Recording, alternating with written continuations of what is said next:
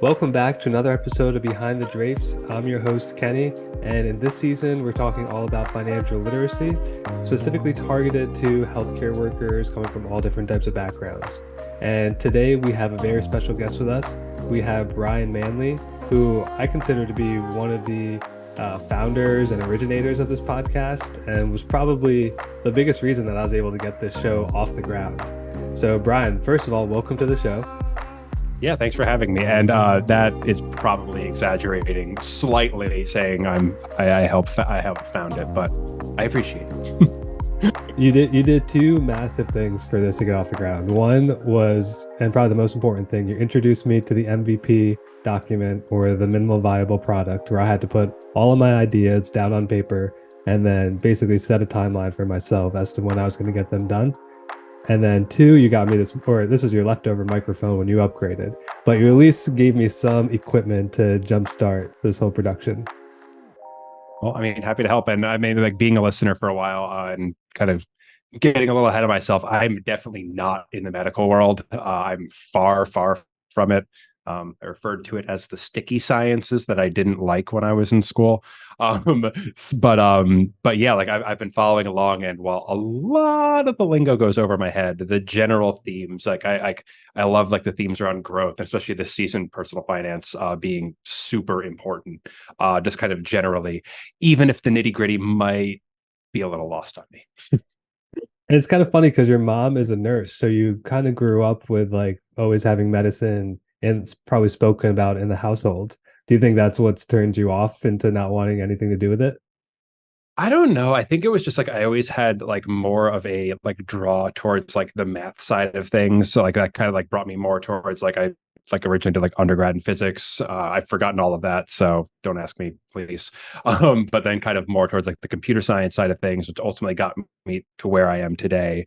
Um, but I think that it was just I was always like a little more naturally drawn to that side of things. So I don't know if anything that really pushed me away from it. It's just kind of more of a natural tendency elsewhere.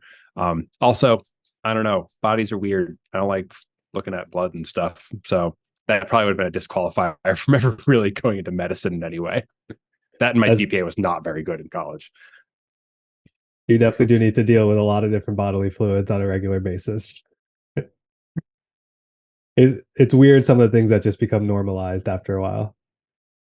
I would imagine just like I mean like kind of getting a little into like my background, like how I was like an engineer or a software engineer at a bank for a while, specifically Capital One, and then a startup bank N26 a little down the line. But it's weird to kind of talk about like personal finance and just like seeing numbers with like a ton of commas in them, and you're like, yeah, whatever. That's just whenever it's just a number. And I guess it's probably the same on like the medicine side of things. I'm just like, yeah, that's just someone's like exposed muscle, whatever. Whereas like I would probably immediately vomit, honestly. Right, right. Everything has extremes. Yeah. So a little bit more about your background. So you did Mhm. all of this sort of banking, software engineering. Mhm. What else have you been doing in your career, and how did you end up in a position where you're helping me develop a podcast? Well, very, very, very early on, like back when I was in high school, I was into World of Warcraft, the video game, where I got actually involved with this company called WoW Radio, World of Warcraft Radio. I actually did a little bit of podcast production with them, like basically helping edit some stuff for some people. Like I never actually really was recorded for anything. But that was back when like podcasts were kind of new-ish. Like we're talking mid 2000s. They used to call them webcasts before like Apple kind of got like their hooks into it and got this podcast lingo thing going. Hmm. Anyway, I'm gonna stop talking about how old I am. So that's kind of like really like podcasts where it like kind of like interest in them took off for me. But career wise over time, I'm a software engineer by trade. I've been doing the management thing for a little while now. Currently, senior engineering manager at WeWork, which doesn't have a ton to do with finance, but mentioned a little earlier that worked at Capital One for a couple of years, then at a startup bank called N26, or at least they're a fairly established bank over in the EU, but I was part of the kind of like basically their startup expansion into the US. So I've dealt a lot with kind of money and how money moves around. Actually worked on a debit card product, so I learned a lot about how the money actually goes from place to place. Hmm. We probably won't talk about that too much. But when I was especially when I was at Capital One, just there's a lot of really financially minded people there, and that got me thinking a lot more about kind of like investing, retirement, all like the general kind of pillars of personal finance. And Capital One, while I have no like specific loyalty to them, it also like them being primarily like a credit card company, Mhm. in addition to just being like a consumer bank. Um, I started doing a lot more like research into like what are different credit products, like what's like a premium card versus like a building card, versus like kind of like the targeted cards, kind of all stuff that we'll get into probably in a little bit. But that's really kind of what drew me into personal finance, was kind of living in that world and just being around people who were always talking about things like that, and then eventually being like, I should actually look into how this stuff works. And then I mean, now Rachel, who's a regular on like the Pocket Pod, it's now like, now that she's like getting her first job, I'm like, you will max your 401k or I will not talk to you. Because the power of compounding interest is, ooh, a lot. That's how the wealthy get wealthier. Yeah, um what is it? I think it's a Warren Buffett quote of the main rule with compounding returns is to never interrupt them until you absolutely have to. So not exactly something. Well, I mean, you can probably talk about that with credit cards, but maybe in the reverse of, if you have compounding interest that you're paying the bank, they probably don't want you to interrupt Right. it. But Right. my recommendation: interrupt that interest as soon as you possibly can. Not do not be on the losing side of that tug of Yes, war. exactly. Yeah, works both ways. Well, great. When do you think, so do you think it was at that time that like you really started to get into like your own personal finances, like when you started working for banks? I would say so. Like the first company I worked for, like they had nothing to do with finance. It was like basically like e-commerce, making sure packages got to where they were supposed to go, and kind of like building the software around that.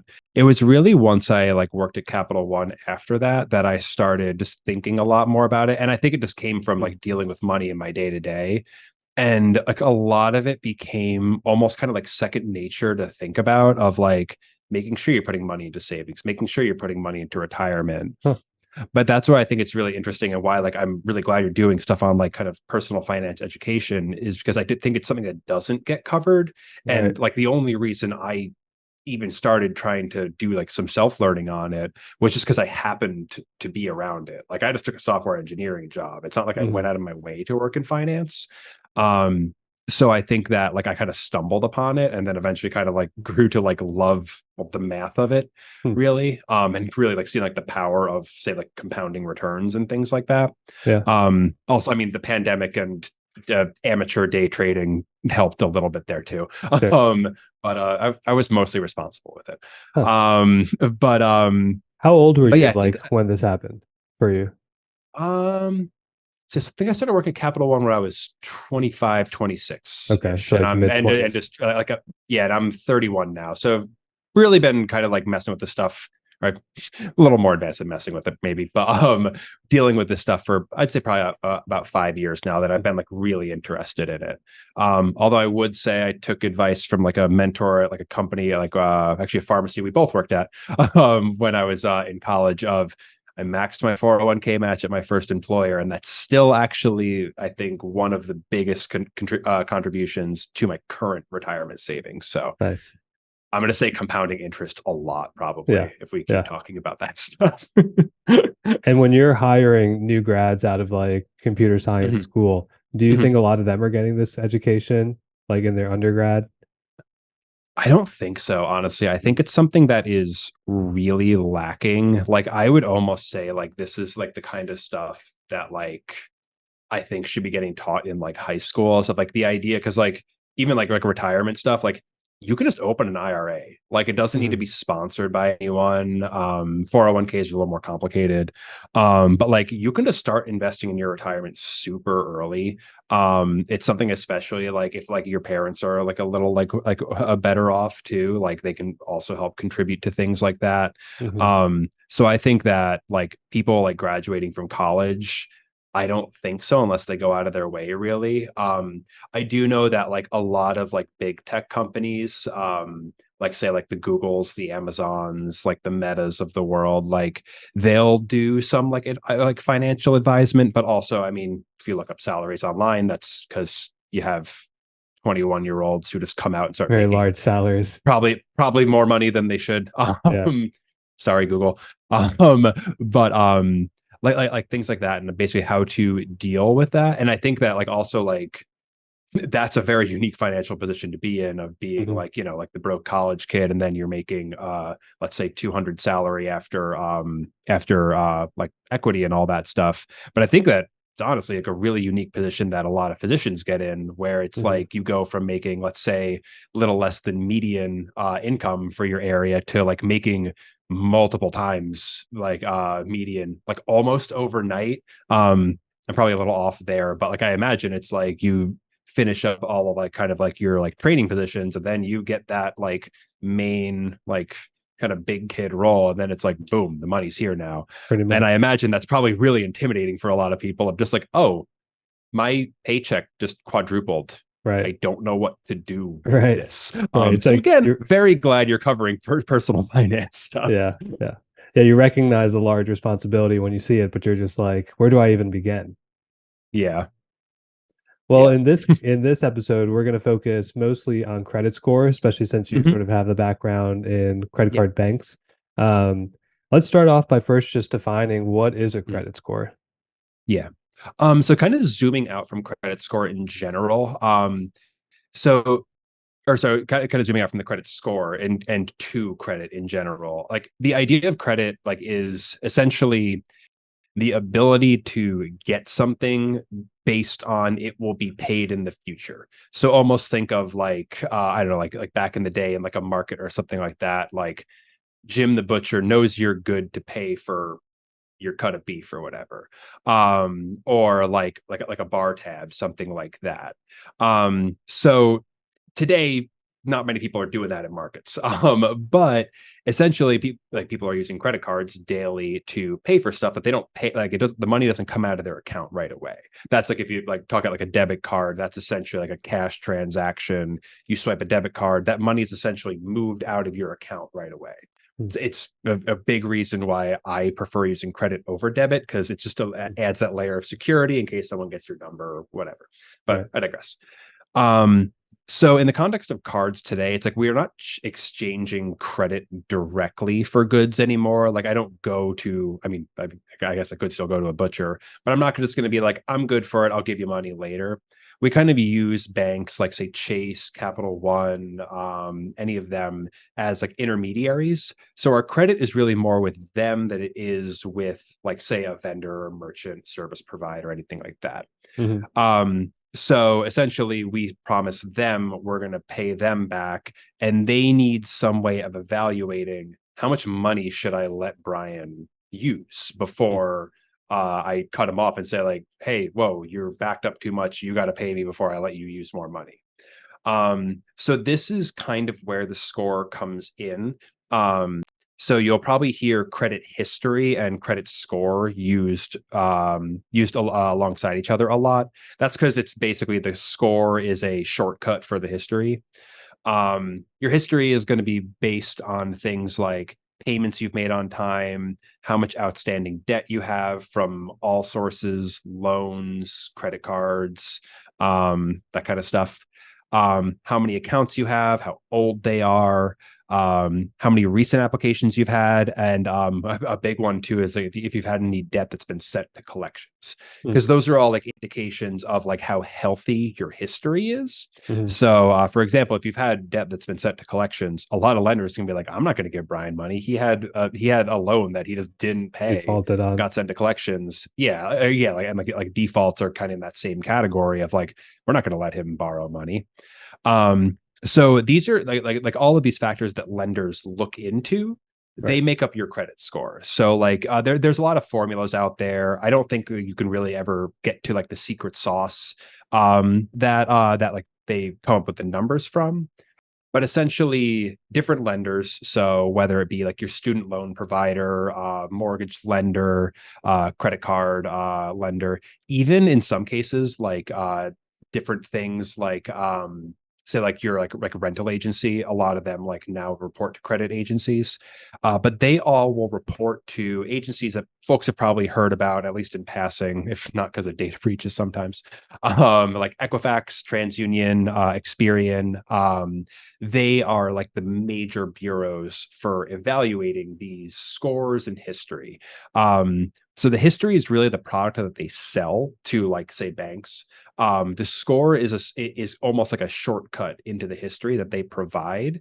So they'll essentially take all of the outstanding debt you have, what payments you have, if you've ever had anything go to collections, and if so, how long ago, if you ever declared bankruptcy too, like all that stuff. They plug all that into some equation somewhere that they're never going to tell us because that's their business. And then they're going to output a number. That number for the major ones is like usually caps out at 850. Though good luck getting there. Like it's if you're above 825, just tell me your secret. I don't really know how to get there. That's like the But speedometer all the way in the green zone. yeah, Very, very good. exactly. Like you are Excellent. at the limit. And at that point, like if you have a consistent 850, I imagine at some point someone from Equifax just comes over and I don't know, gives you a plaque to put on your wall or something. I don't know. I don't think they do that. It'd be hilarious if they did though. But I would say the credit score too, one thing to note about it is that it is kind of a like very human consumable and readable just kind of value. There's things other than just like the raw number that lenders are going to look at, especially for bigger things. So I know we're talking mostly about like credit cards, but something important to point out is that if all of your credit history is just credit cards, getting a mortgage is going to be a lot harder if you've never had, say, student loans, if you've never had a Hmm. car loan. One of kind of like the things I would say is kind of like a criticism of credit score is it has to do with what you're kind of currently dealing with. Hmm. Um, like say if you pay off your student loans, if you pay off like a car, that actually tends to dip your credit a little bit because it's closing of a credit account, Right. which like like how old on average your accounts are is a big factor. Hmm. um so like it's kind of weird that like, well, I'm really responsible, I paid off my car, and Yeah, then and you're they're getting like, penalized. your number's a little lower though. That all that said, like if someone like if I'm I don't know, if I'm Chase and I'm evaluating you for a mortgage, then I'm going to look at your actual history. I'm not just going to look at your score, mostly because like imagine if I'm lending you say money like that you're going to spend like short term on like a credit card, like let's say I don't know, giving a limit of like 10,000. There's a lot less risk there than if I'm giving you like a 500K loan for a house. Like that's a lot more complicated. So I'm going to do a little bit more due diligence. So I'm going to look into things like what type of credit history do you have? So I would say that like if your credit score, like I mean, if your credit score is very low, there's probably a lot of things going into that to like look into, like making sure you're paying things on time, you're not carrying a very high balance, you're not Hmm. letting things go to collections or defaulting on things. But if your credit is like, let's say in like the 700 range, and it's like, well, why isn't it higher? That's not necessarily going to be disqualifying for a lot of those bigger things, especially if like I mean like we know what we've done for the most part. Like if you pay off a car loan, you know you did that, and that's Right. going to be something that's really important in your history. But also on the flip side of just like I have an 825, I have an amazing credit score, but you've never had like a like bigger loan or like a bigger like piece of debt to pay back, then you're not necessarily in a great place for like bigger huge purchases, like say like a mortgage or Hmm. like a like I don't know, like a larger business loan or like a very high car loan or something like that. Hmm. What's the normal progression to take then in terms of like Mhm, those loans? Because obviously you mhm, can. just start, like you're saying, with like a Mhm. mortgage for a house? How do people progress in Yeah. what lenders are Yeah. looking for and building up their credit with smaller Yeah. loans? So I would say like probably most people's introduction to like kind of the whole like this whole like credit system like credit or I should say like credit debit system or credit debt system, sorry. Debit, I'm getting into the accounting world now. So the whole credit and debt system is probably going to be either a car loan or student loans. Hmm. Maybe if like your parents co-sign like when you're younger on like a credit card, that might also be an entry into it. But I would say really commonly you're probably going to see like an auto loan or student loans as kind of your intro into that. And I think that like it's for all my criticisms of kind of the current student loan system in the U.S., it is kind of a good gateway into this whole system and how it works because it kind of gets you some of that for free. You start building up credit history like usually like at the age of 17 or 17 or 18. So you start building that history and you will have like a fairly old account by the time you're like paying that off in Hmm. most cases, considering most people are probably going 15 plus years on their student loans, or at least probably 10. Right. So you have like a good kind of shortcut to getting there. So I would say anyone who is paying their student loans on time, very important, they're paying them on time, and like this kind of consistently bringing that balance down, it probably gets you closer. But like having like a car loan in your history, like even if you have like the money to buy a car outright, might be worth kind of taking a loan for part of it for many reasons. Like that money actually might be better spent investing or something like that, rather than just dropping it all on a car. But also you get to build up a little bit of that credit history. That said, everybody's kind of financial situation is a little different. Like for example, like the last car that we got mostly cash, but had somewhat of a loan for. We didn't really do that for the credit history specifically, but kind of just more like it just made sense, like to take out the loan, but then kind of pay it off over 6 months, than to Hmm. just drop a brick of cash to pay off the car. And then when it comes to mortgages, like Hmm. you need to obviously have a certain amount of capital saved up, I would assume too, Hmm. depending on how much you want to Hmm. use towards your mortgage.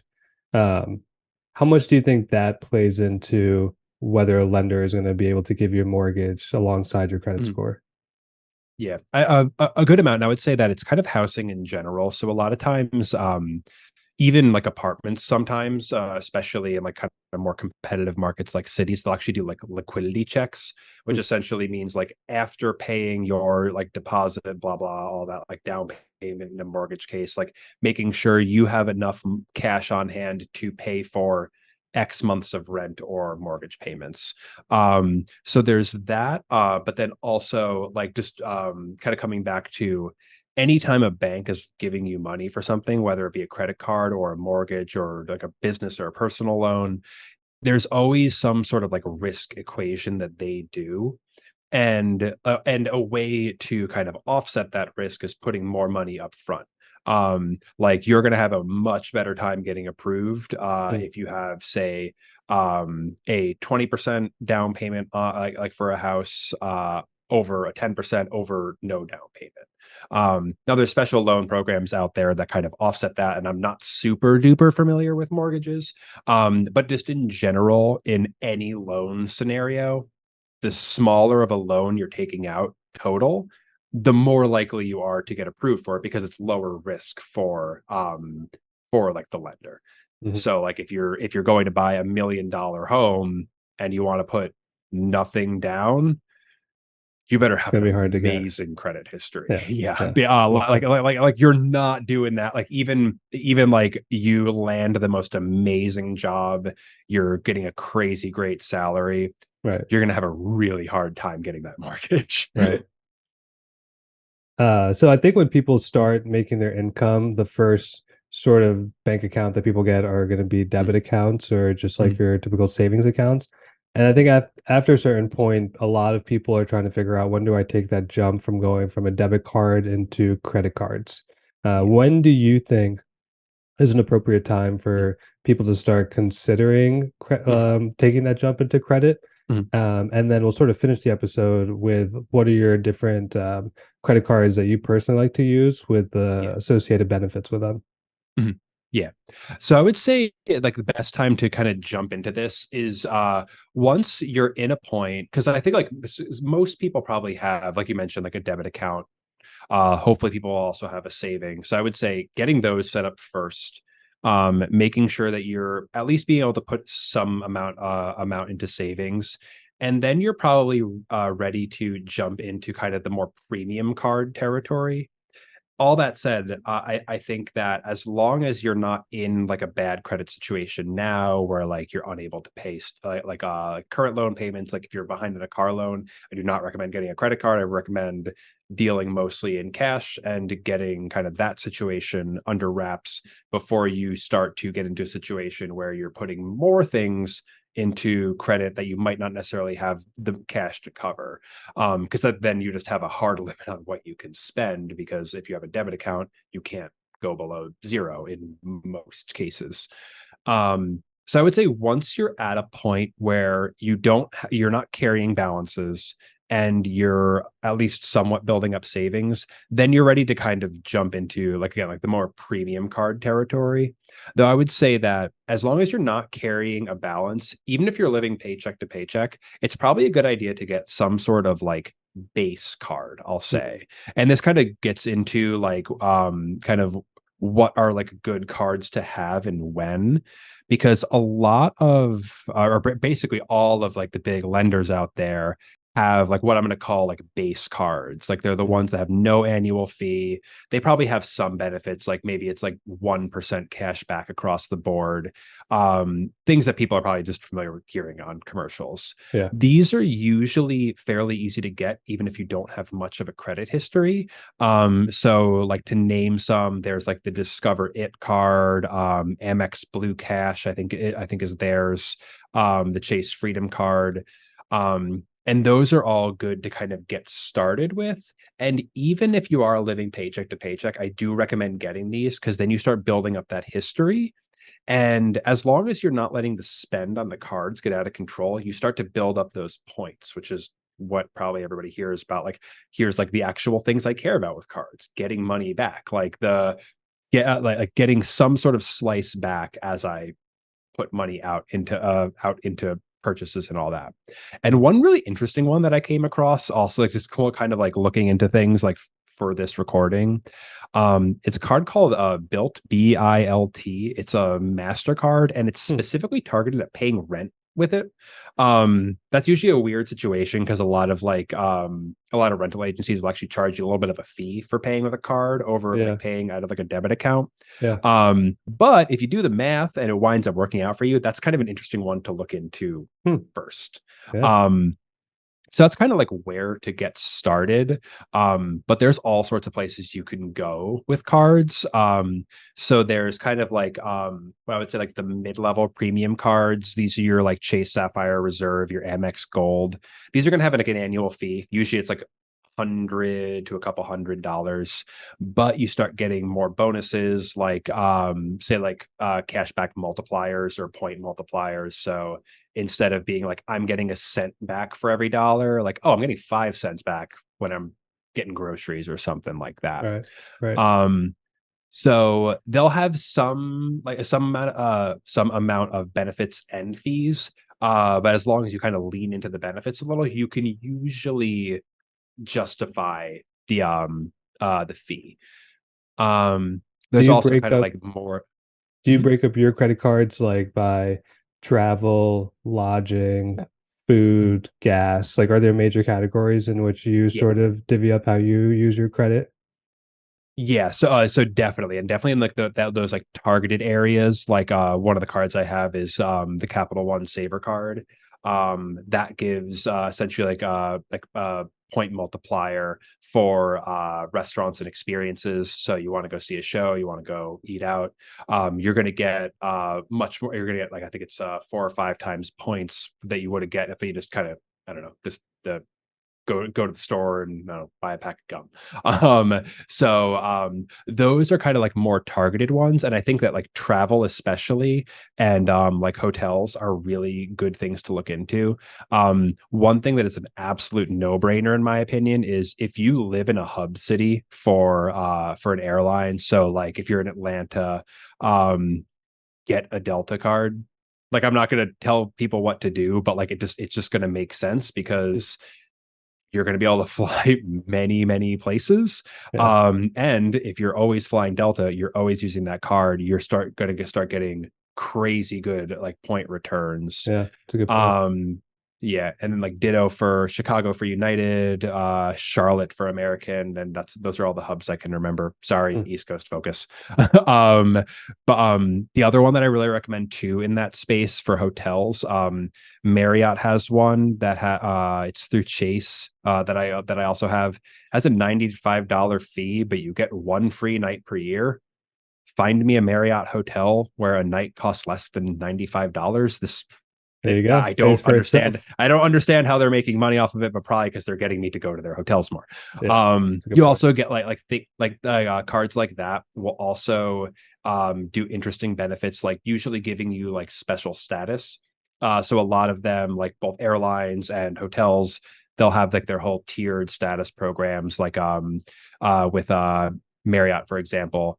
If you get this like the Bonvoy card like through Chase, you get automatic like elite status, which actually just then further multiplies the points that you get, Mhm. because you actually build up Marriott points instead of points with Chase with like that Mm. card. So depending on kind of what your travel preferences are, definitely looking into kind of who flies out of like cities near you, what hotels tend to be in the places that you like to go to.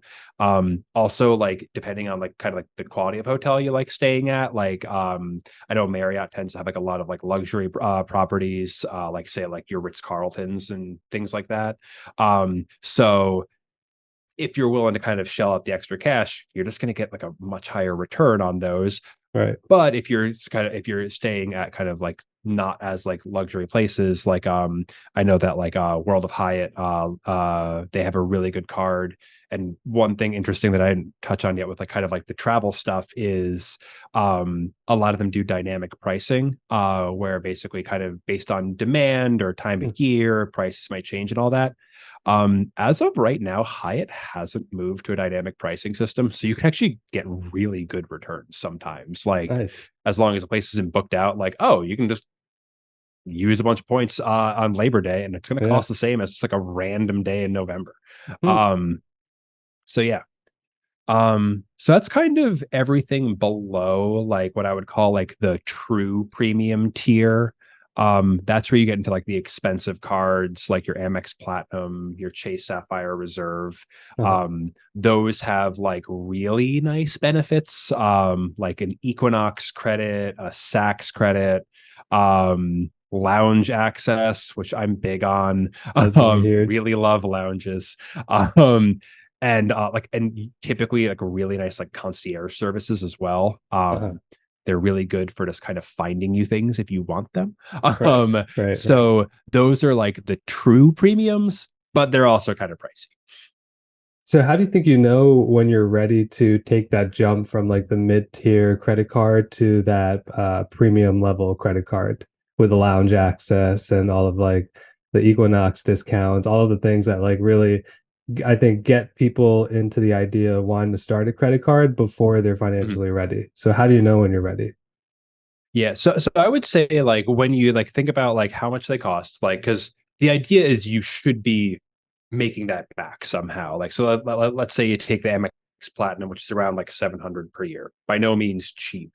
Um, as long as you are comfortable, like if you like imagine if you wouldn't ever regain that, like if you are comfortable with losing $700 per year, then I would say that like then you're probably ready, like Mm. treating that purely as disposable income, which is definitely like when you're getting to like your upper middle class, higher class. I would imagine for a lot of folks like listening, like once you're kind of you have that big kid job, as I think I said earlier, that's probably when you're more like going to be more ready for that like premium card. Mhm. And I would also say that like it's not for everybody too, because you're gonna need to at least do some thinking about how you're going to regain that money. And that's gonna require doing some math sometimes and figuring out what the best way to use your points is. We didn't really kind of touch on like redeeming points, but like a lot of times like knowing like how to kind of finagle your way into like kind of leveraging your points with partners. So like using Amex points, but then transferring them over to Marriott to then book via Marriott because you might be getting a cheaper point rate that way. Mhm. So once you're ready to like kind of do some research and start digging in on that stuff, that's when I would say you're probably ready to kind of jump to that more premium level. Um, that said, I think that essentially anyone who's going to spend responsibly and isn't going to overuse a credit card is ready basically to get in at that ground level and start building that history because it's going to be valuable later. I should also like point out that like it's going to be really difficult kind of like trying to get a mortgage with no real history. It's Mhm. going to be difficult to just get an Amex Platinum right away. Yeah. Like you're probably going to need to have something showing that you can responsibly spend first. Hmm. So once you've kind of built that up, and I would imagine most people who are kind of going through med school, residency programs, and kind of everything that comes along with that, like over time they'll likely be in a position where they'll want a credit card of some sort, and that's probably where they're going to get it at that base level. And then kind of like once they're out of school, working a little bit, it might make sense depending on the situation to get into like the basic premium area or like a specialty card like the Saver, like the Marriott, like the Delta. But I would say you probably until like you're kind of out of the training phase, you're probably going to want to stay away from like the Chase Sapphire Reserve and the Amex Platinum, and or anything that has like a big price tag on it because again, it's up to everyone's situation, but you're likely for multiple reasons like availability or just pure income perspective, you're probably not going to be able to reap a lot of the benefits, and you might just wind up losing a little bit of money on Yeah. Yeah. Valid points. it. Hmm. All right, cool. Well, thanks for all your input. I just have one last Hmm. question for you as we wrap up this Yeah. conversation. Are you the type of person when you rack up all your credit points or your loyalty points or your like cash back? Are you the type to spend as you go or save it all for like a special occasion? And then, if so, what is the special occasion that you normally save it for? So for a while, I was kind of somebody who was just kind of using them as I would go. Of just like it was like, oh, they would reach a critical mass, and I would notice like that's enough points to pay off my like balance for the last month, and just use it for that. That's a Once I started responsible way looking to more, use it. it is, but there are definitely more lucrative ways to do it. Like I talked about like kind of transferring points out. Nothing specific right now that I'm looking forward to, but like just kind of seeing what like the deals are like literally earlier today. Like right now Amex, because I have an Amex Platinum, I'm part of Team Amex. Sorry everyone who has a Chase card, I just like the Platinum one better. But like they're currently doing a deal where 1,000 points you can transfer out to Virgin Airlines for basically the equivalent of 20% more, 1,200 points. So then when you think about like, well, if I book through Amex's point portal, let's say it costs 100,000 points for a flight or something like that. In Virgin's portal, it might cost 75K, Hmm. and I got that 20% bonus for transferring them out. Hmm. So like there's a lot of like really savvy things that you can do with it. Yeah.